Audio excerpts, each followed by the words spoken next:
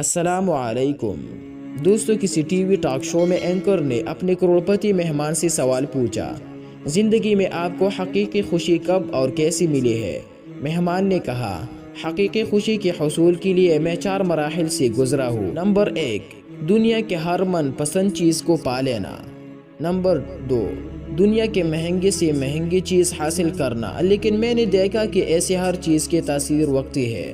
Number 3، بڑے بڑے project کے ملکیت حاصل کرنا، مثلا کسی ٹیم یا فرنچائز کو خریدنا، دنیا بھر میں سیاحت کے حوالے سے خدمات سر انجام دینا وغیرہ، لیکن ان سب کاموں میں بھی مجھے وہ خوشی نہ مل سکی جس کا میں متلاشی تھا۔ نمبر 4، مجھ سے ایک دوست نے کہا کہ میرے ساتھ کچھ معذور بچوں کے لیے ویل چیئر خریدنے میں مدد کرو۔ میں نے فوراً دوست کی بات مان لی کہ میں ضرور اس کار خیر میں حصہ لوں گا۔ دوست نے اصرار کیا کہ میں اس کے ساتھ جاؤں اور بچوں کو یہ تحفہ بذات خود پیش کروں۔ میں نے بچوں کے چہرے پر انتہائی خوشی دیکھی۔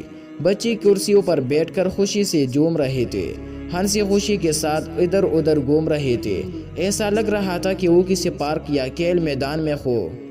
یہ سب کچھ کرنے اور یہ منظر دیکھنے کے بعد بھی مجھے حقیقی خوشی محسوس نہ ہوئی۔ جب میں وہاں سے جانے لگا تو ایک بچے نے میرے پاؤں پکڑ لیے۔